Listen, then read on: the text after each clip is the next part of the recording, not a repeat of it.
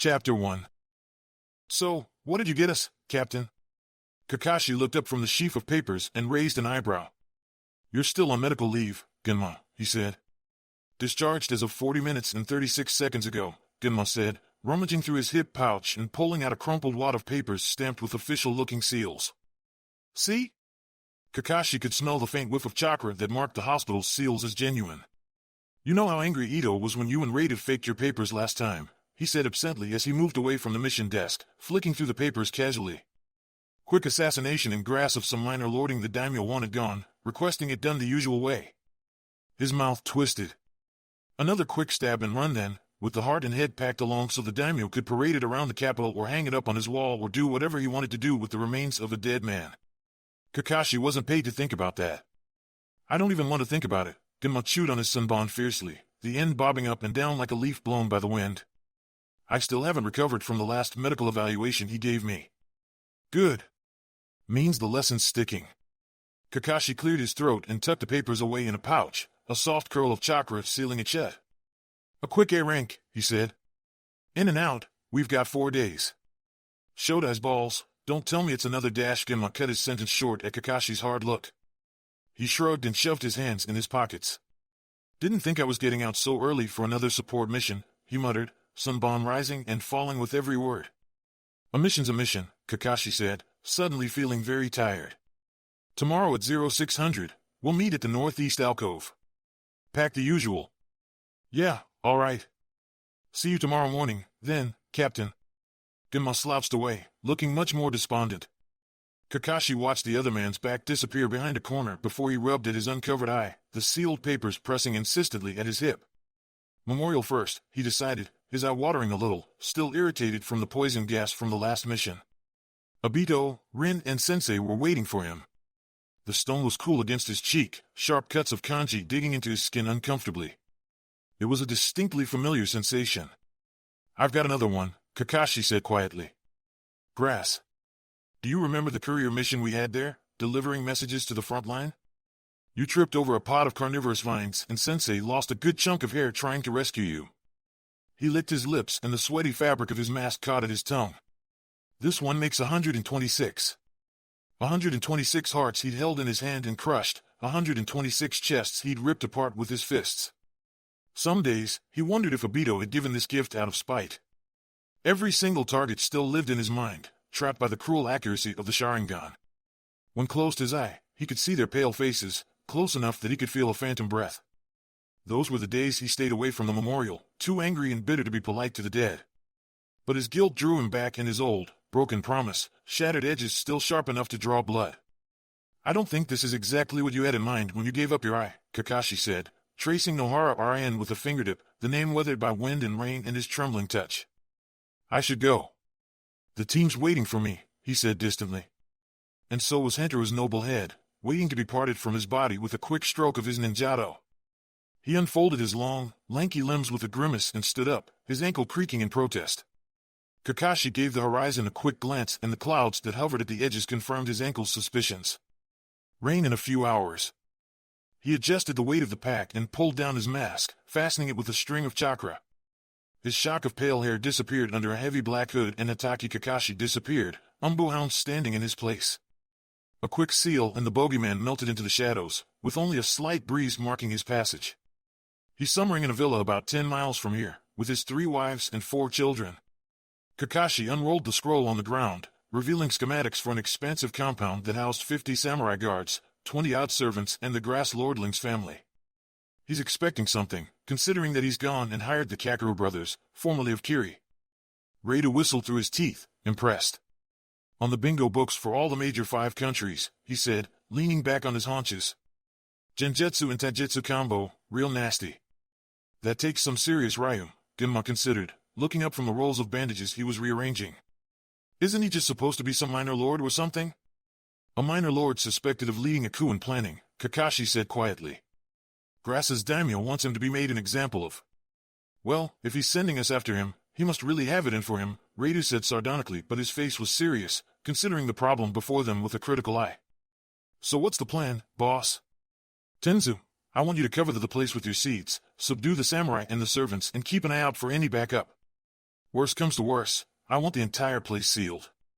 Kakashi nodded at the silent figure sitting to his right, a huddled black-cloaked figure with a grinning cat mask. Of course, Captain. You overexert yourself again. Don't count on me dragging your sorry ass all the way back to Konoha, Gunma sniped, snapping his med kit closed and slinging it over his shoulder. Getting as bad as the captain about draining yourself high and dry. It was just once, Tenza muttered, and if it had come from anyone else Kakashi would have thought it sounded petulant. Chances are, they'll have the entire place under a low-level genjutsu to alert intruders. Intel says they're under heavy guard here. Kakashi tapped a small, unassuming-looking room in a northwest corner, which was conveniently located near a river and quick escape. I can layer another genjutsu over the top before dispelling it, but it only gives us maybe 10 minutes, tops. You'll have to be in position and cover the entire place before the missing Nin realized that security's been compromised. Gunma, Reidu, you'll be dealing with the Kakeru brothers. You're so good to us, Reidu said dryly and ran a hand through his short crop of brown hair. Like New Year's come early, look at all the presents Captain's giving to us, Gunma. Just got my ass out of the hospital, Gunma moaned and his mouth twitched, as if it were chewing on an invisible sunbon. Don't want to see Ito's ugly mug for another month at least. Ito-sensei probably feels the same way, Tenza said in a quiet, unassuming voice. Judging by the way you nearly had a heart attack over your bed last week. Look at that, Reidu grinned, elbowing Gunma in the ribs. Our little rookie's growing up, making fun of his senpai like that. Mission, Kakashi said in the cheerful mood, and the air quickly deflated with the one word. He swallowed hard, Obito's eye stinging under his forehead protector. After I deal with the mark and the secondary targets, the missing Nin will be the next priority. Make sure to lead them away, out of the compound preferably. Yes, Captain, Gunma said soberly, Reidu chiming in a beat later. Scorched earth, Kakashi said heavily and pulled his hood up. When the primary objectives have been achieved, there are to be no surviving witnesses. Tenzu, you know what to do. By the Shodai, Reidu breathed as he tugged his tiger mask over his face. How much gold did the daimyo fork over for this? Too much, Tenza said hollowly as he stood up silently, a lithe black shadow. Kakashi silently agreed. With a twist of chakra he released the genjutsu in the clearing and signaled his team with a subtle gesture, move out. Four black ghosts melted away in the gloomy forest light. When he opened Obito's eye, everything came alive. Colors became stronger and the pale yellow grass around him glowed with vibrant life, soft tendrils of blue weaving through the strands. He blinked and a thin web of chakra over the beautiful country villa came into view, a dome of blue so pale that it looked almost ghostly. In the back of his head, Kakashi kept a careful eye on his chakra reserves, already dipping with every second. The seals came automatically, chakra flooding his fingers with a familiar burn, and he wove the strands carefully, gently, until he had a net that glowed in his hands, as bright as Minato-sensei's eyes. A quick breath and it drifted away from him, borne by a gentle evening breeze, before settling itself over the dome of chakra with a loving caress. Kakashi cut the thread that bound him to his creation and closed Obito's eye, and the world suddenly darkened, mundane and ordinary. Kakashi signaled at Tenzu with a twitch of his fingers, and the dark wraith at his side unfurled into the sky. 6 long tense minutes passed as Kakashi kept watch, Reidu and Genma waiting obediently at his side, chakra tightly leashed. They were too well trained to betray tension, but Kakashi could smell it anyway, a heavy musk of fear and anticipation. Finally, the signal came. Tenzu's chakra flared once, twice, all clear and ready. Kakashi breathed out silently and flicked a finger at the two behind him. Time to go hunting. Genma's hand ghosted lightly over Kakashi's shoulder before he followed Reidu, his cloak fluttering in the wind. Kakashi cautiously expanded his senses and felt Tenzu's chakra coiled up on the roof, a tiny blip. Genma and Reidu were moving through the compound easily. There were the missing Nin, lounging idly by the northwest corridor. It was time.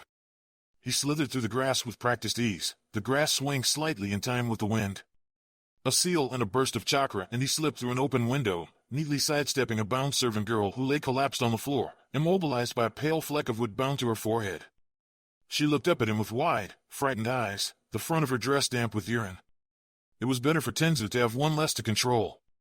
Kakashi bent down and palmed a kunai and neatly slit her throat. Strands of her dark brown hair, sticky with blood, clung to his kunai, and he wiped it methodically on her sleeve. It was cut to her chin, like he was wasting time. Kakashi stepped into the shadows, gripping his weapon tight, and followed the map in his head. Left, right, past the courtyard in the main gardens, chakra flared, bright and hard in the distance, and he heard an enraged shout and the clang of steel on steel. Reidu and Genma were entertaining the guests. Kakashi grunted and sped up, not bothering with the civilians littering the house like broken dolls. He'd dealt with a good quarter of them, and there was the more important objective to think of. Fucking Konoha dashed, the back of his neck prickled. The air thickened and seemed to grow heavier, killing intent and swirling mist bound into a growing fog. For renowned silent Kiri killers, they were annoyingly loud. He clicked his tongue as he approached the northwest corridor, pockmarked with scattered kunai and shuriken and blooms of ash. The ordinary-looking rice paper door fairly pulsed with seals. Even without Obito's eye, he could see the masterful ink edging the wooden frame, protecting and guarding. A perfect prison. From a hip pouch, he pulled out a packet of seals he'd made up a few missions ago. Just a few tweaks, and what would keep intruders out, would keep the grass lord inside. He drew a finger down the middle of the seal, and the paper lit up, the edges glowing a dim blue. One for every cardinal point. Kakashi stepped back and activated the network with a hand seal. The dim hallways suddenly lit up with a flare of chakra, and he stepped inside the room. "Don't worry, Chio-chan," the mark said soothingly, cradling a child in robes of the finest silk. "The bodyguards will take care of everything. We'll be just fine." Kakashi pulled away from the shadows and into the light. "Tonight, judgment has been passed upon you and your family," he said dully, and opened Obito's eye. No. Every panicked breath, every drop of sweat, every shout was burned into his sight. The mark pushed his child behind him, and she stumbled towards the trembling mass of wives and wailing babies in the back of the room. Guards. It's no use," Kakashi said. "Ox, rabbit, monkey." The air sang with the scream of 1,000 chirping birds, and the smell of sharp ozone almost covered the heavy stench of fear. The mark stepped forward, his foot rising up from the ground. Kakashi moved. The mark's foot still hovered in the air as Kakashi cradled the mark's shoulder with one arm, the other plunged into the man's chest. Blood dripped over his dark cloak and splattered his mask. He could feel it seep into his face mask. Gently, he pulled his arm out and settled the man down on the ground. Blood pooled onto the floor and soaked the rich blue robes, fit for a daimyo. "Lay down your tanto," Kakashi said as he unsheathed his ninjato, still crouched on the ground. The woman standing behind him swayed on her feet, the little chakra she had spiking wildly. "You cannot harm the children." With one swift motion, he rose from the ground and plunged it into the woman's ribs, angled just right to hit her lungs. With a choked sigh, she collapsed onto the floor, an eerie parallel to her husband. Behind her, a child started wailing. With a deep, shuddering breath, he called upon his chakra and fed it into Obito's eye with a fierce burst, weaving a thick genjutsu that settled over the women and children, giving them a final rest. The girl's cry cut off. There was nothing but silence now. Kakashi's head started pounding, and Obito's eye sucked hungrily at his chakra, feeding greedily. He wavered a little and then shook his head. In the distance, he could feel Genma and Reidu swirling and clashing, and Tenza high above them all, a watchful presence. He had to complete the mission, had to lead his team out of this bloody mess.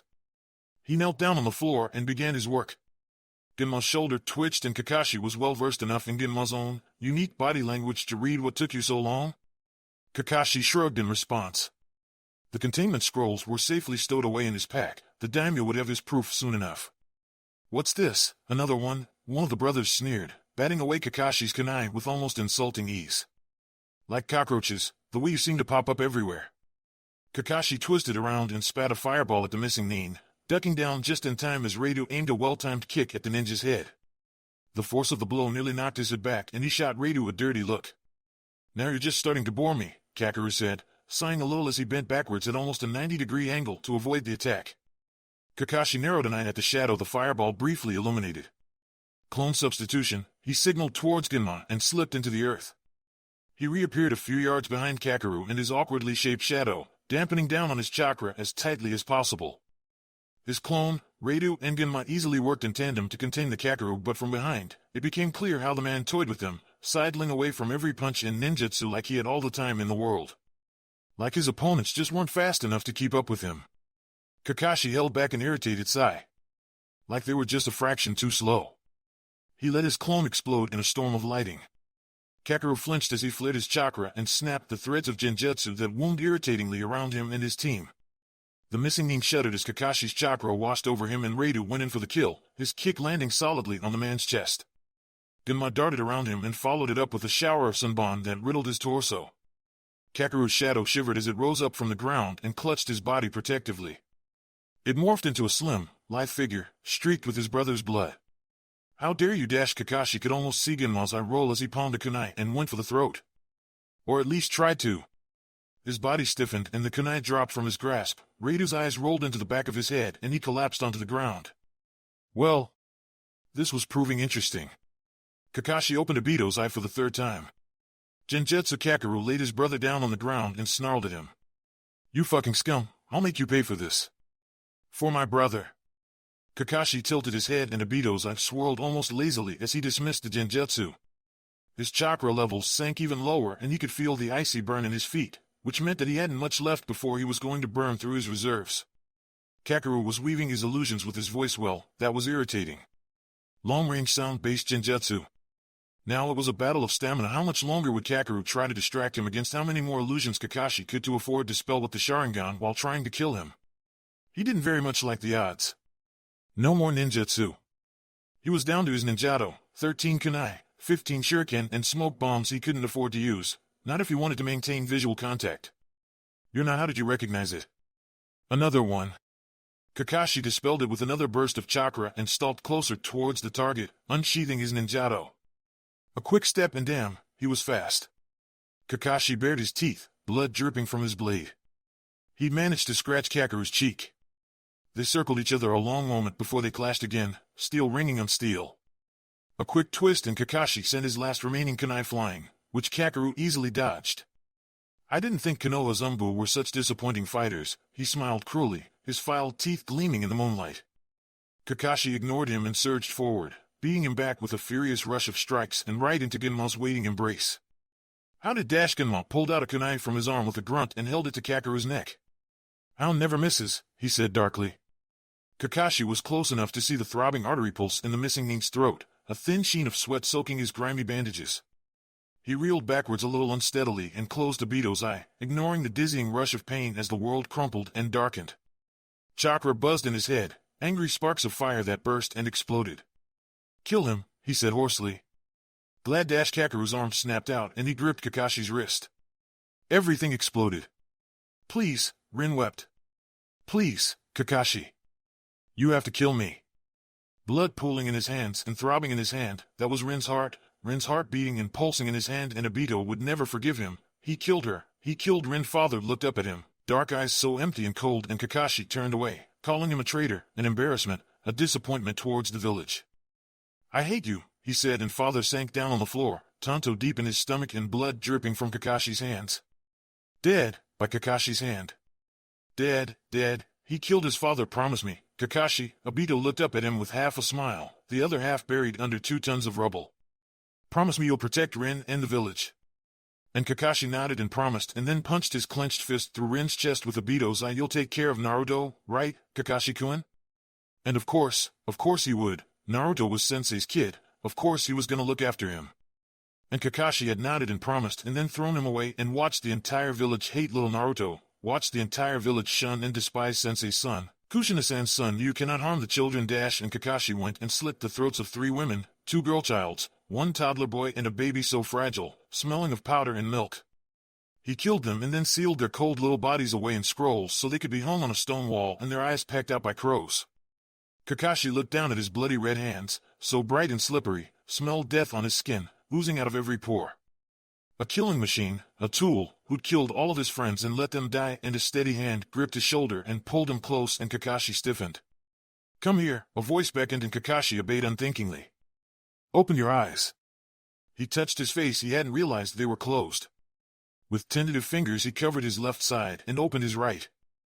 The other one, too. A gentle hand pulled his hand away from his face and Kakashi blinked. He was standing in front of the memorial. He blinked again and touched his face. No mask, no scar, and no Obito's eye. He breathed in sharply. Well, it's not exactly ours, is it? Kakashi turned sharply towards the voice and staggered back, disoriented. This was no reflection, a figure on a flat surface, his every move a copy. That was him, sort of him. A clone. A sloppy one in a flak vest and long hair and crow's feet. Yo, Hatake, Kakashi said. Kakashi formed shaky fingers into a seal and flared his chakra, searching for the tenuous link between the clone and him. There wasn't one. Disperse, he snarled. The clone, irritatingly, didn't. That's kind of rude, the other Kakashi said reprovingly, slouching and shoving his hands into his pocket. Is this some kind of genjutsu? Kakashi flared his chakra again, but he couldn't feel the confusion in his chakra flow. He pinched at the web between his thumb and finger, but the memorial stayed constant, and so did the clone not clone. Well, the other Kakashi said. I think it started out as one. Kakeru, Kakashi growled, hackles rising as he remembered Rin and Dabaton Sensei, and yes, Kakeru, the other Kakashi said agreeably. Well, when I thought I died, I thought I was going to see Rin and Obito and everyone. Is this supposed to be hell? What? Hell. Maybe it is, the other Kakashi mused, rubbing his chin thoughtfully. I always did hate myself the most. Maybe I'm condemned to spend the rest of my afterlife with myself. Kakashi sniffed, the sense clearer and headier without the mask, and the other smelled right and wrong. Like him and not him. And said. That, at least, was familiar. Who are you? He asked guardedly, shifting his weight to settle into a taijutsu stance. I'm you, the other said. I thought that was kind of obvious. Kakashi narrowed his eyes and changed tacks. How old are you? He asked carefully. Ah. The other looked vaguely uncomfortable, hunching over a bit. Kakashi looked disdainfully at all the tells the other was projecting. Well, 30. Kakashi reeled. 30. I live to be 30, he blurted out. Well, yes, the other said. But just barely. Sort of. I don't know. Maybe I'm the one in the genjutsu? You don't sound convinced, Kakashi said and leaned back on a tree, which suddenly and conveniently appeared the minute he thought it would be nice to lean on one. He looked at it suspiciously for a moment. Well, the other said embarrassedly, a faint tinge of red on his cheeks. My last memories are of me stupidly sacrificing my life for someone else's in a great and tragic battle. Umbu, right? Kakashi asked tiredly. Umbu until he died, not bad, but he couldn't imagine another decade of assassinations without wanting to choke himself. No, the other said quietly. It's complicated, but the village is attacked and threatens the safety of one of my teammates. So I save him. Not Umbu? Not Genma or Reidu or Tenzu. I quit, the other said. A long, long time ago. Quit, Kakashi echoed. Life without Umbu, he could barely imagine it. Life outside the special housing, outside of HQ, outside the constant missions and assassinations and stays in the hospital, staring at the water-damaged tiles. How old are you? The other asked keenly, rocking back on his heels. 20, Kakashi said. Ah, said the other.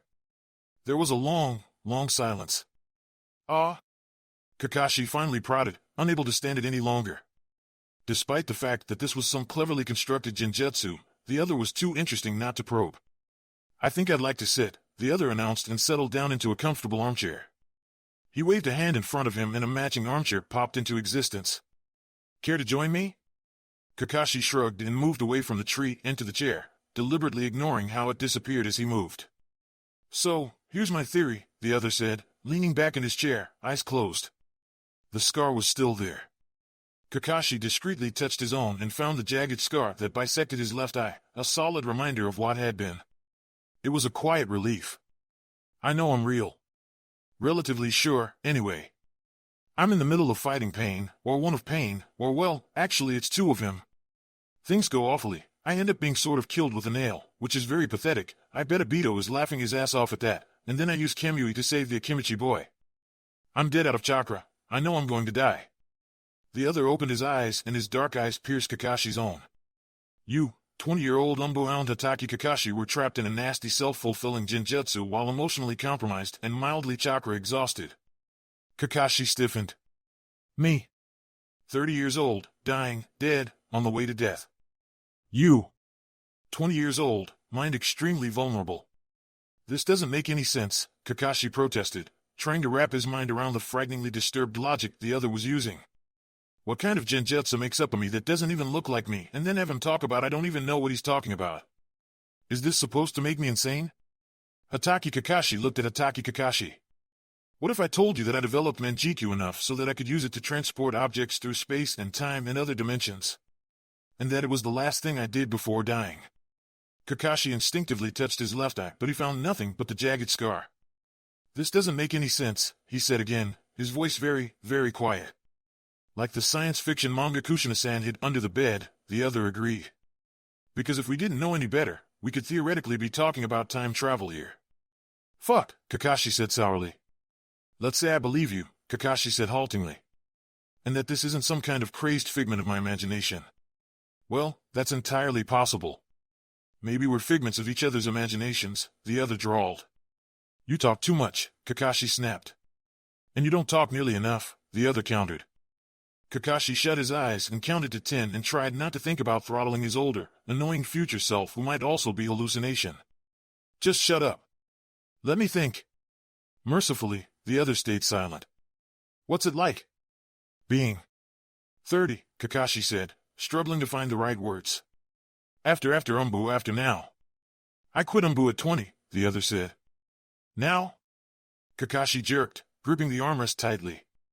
Sort of. Kakeru was involved then too. The other shrugged.